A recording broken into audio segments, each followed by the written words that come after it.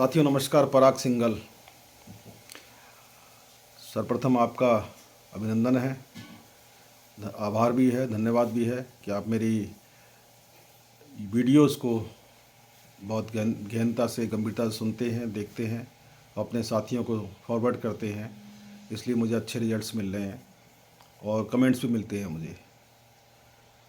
तो मैं आज कल आपने वीडियो भी देखी थी मेरी, सेक्शन 16 पर जो नया प्रावधान गवर्नमेंट ने किया है, सुविधा दी है, और आज की मेरी वीडियो है अरेस्टिंग इन जीएसटी सेक्शन 69।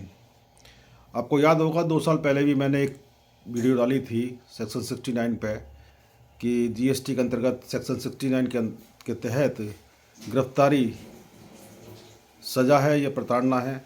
क्योंकि उस समय एक वाक़या हुआ था गुड़गांव में कि सीजीएसटी डिपार्टमेंट ने 3 सीए को अपने डिपार्टमेंट में ही, कार्यालय में ही होल्ड कर लिया था, और जो भी कुछ किया था बड़ा ही मेरे इस वीडियो का समर्थन मिला था। आज का विषय भी गिरफ्तारी का है, क्योंकि जीएसटी एक्ट की सेक्शन 69 में गिरफ्तारी का प्रावधान दिया हुआ है, और प्रावधान स्पष्ट है कि उसमें अधिकारी मजिस्ट्रेट को, ये एरिया के एसएचओ को रेफ़र करेगा और वो उसको गिरफ्तार करेगा। क्योंकि पिछले 7 साल जब लगे हैं जीएसटी के, हो चुके 7.5 साल करीबन हो चुके हैं, उसमें काफ़ी व्यापारियों की भी, रजिस्टर्ड डीलर्स की और सीएस की या प्रोफेशनल्स की गिरफ्तारियां हुई हैं। गिरफ्तारी का आधार भी लिया गया है कि भाई 132 के अंतर्गत फर्जी रजिस्ट्रेशन है या फर्जी क्लेम है या इस तरह की चीज़ें हैं। क्योंकि आपको ध्यान होगा जो सेंट्रल एक्साइज एक्ट 1944 का है, जो बड़ी बड़ी इंडस्ट्रीज़ पे लगता था, जो मैन्युफैक्चरिंग इंडस्ट्रीज़ पे लगता था, उसमें गिरफ्तारी का प्रावधान था। इनकम टैक्स में ही प्रावधान है, लेकिन बहुत एंड में जा कर के कई हद तक पूरा, अगर एसएससी कॉपरेट ना करे, टैक्स जमा ना करे, तब उसकी स्थिति है। लेकिन जीएसटी के अंदर सेंट्रल एक्साइज के बहुत सारे प्रोविजंस को ला के रख दिया गया, और उसमें सेक्शन 69 में गिरफ्तारी का प्रावधान रखा गया।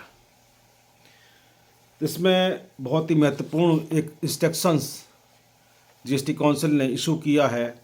इस सेक्शन नंबर है 01/2025 डेटेड 13 जनवरी 2025।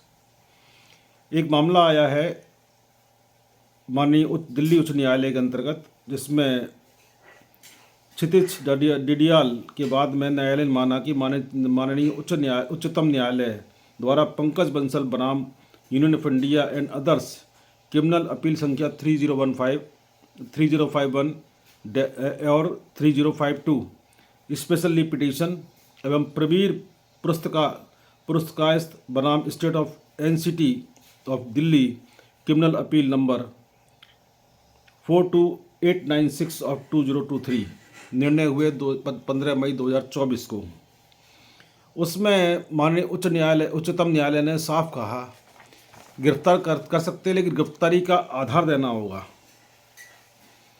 गिरफ्तारी के कारणों को देना पड़ेगा, आधार को देना पड़ेगा। और उक्त बाद में माना कि गिरफ्तारी के कारणों और गिरफ्तारी के आधार वाक्यांशों में महत्वपूर्ण अंतर है। आधार और कारण दोनों में बहुत बड़ा डिफरेंस है। इसलिए माननीय उच्चतम न्यायालय के आदेश अनुसार गिरफ्तारी के समय सामान्य प्रकृति की है, जबकि गिरफ्तारी के आधार आरोपी के व्यक्तिगत है। ये अपने जजमेंट में दिया है। कल ही पोर्टल पे आप देख सकते हैं 01/2025 इंस्ट्रक्शंस आया है। और सीजीएसटी एक्ट के तहत दंडनीय अपराधों के संबंध में गिरफ्तारी से पूर्व कारण और आधार को रिटन स्टेटमेंट, रिटन लेटर के रूप में या लिखित में बताते हुए, जिसको आप अरेस्ट कर रहे हैं, उससे आपको रिसीप्ट भी लेनी पड़ेगी। हमने आपको रिटन में ये सौंप दिया है कि गिरफ्तारी का कारण क्या है और आधार क्या है, और सक्षम अधिकारी, उच्च अधिकारी जो भी गिरफ्तारी करने का ड्यूटी निभा रहा है, उसको उसकी रिसीप्ट उसको रखनी पड़ेगी। लेकिन मैंने जैसे कहा कि गिरफ्तारी के लिए चाहे सीजीएसटी चाहे एसजीएसटी डिपार्टमेंट का कोई भी अधिकारी को अधिकार नहीं कि वो गिरफ्तार कर ले। गिरफ्तारी के लिए एरिया का एसएचओ या मजिस्ट्रेट को डिपार्टमेंट लिख के देगा तो वो अरेस्ट करेगा, लेकिन डिपार्टमेंट को लिख के देना पड़ेगा, कारण भी और आधार भी। बहुत महत्वपूर्ण ये सेक्शन है और महत्वपूर्ण माननीय उच्च न्यायालय और उच्चतम न्यायालय का ये जजमेंट है, इसको आप संज्ञान में रखें। और वैसे हम कामना नहीं करते हैं कोई व्यापारी रजिस्टर्ड डीलर के साथ ऐसी घटना हो कि वो गिरफ्तार होना पड़े उसको, लेकिन भाई जीएसटी है, टेंशन भी है और बहुत कुछ है। मैं इन शब्दों में कहना नहीं चाहता हूँ, क्योंकि जीएसटी एक टी के अंदर टेंशन भी लोग कहते हैं कि टेंशन भी है ये। तो साथियों, इस जजमेंट का ध्यान रखें। और जजमेंट आपको मैंने बता दिया है, आपको दोबारा बता देता हूँ। ये पंकज बंसल बनाम union of India and others, criminal appeal संख्या 3051 एंड 3052 स्पेशली पिटीशन। और प्रवीर पुरकायस्त बनाम state of NCT of Delhi, criminal appeal number 42896 of 2023, जो 15 मई 2024 को उसका निर्णय हुआ था।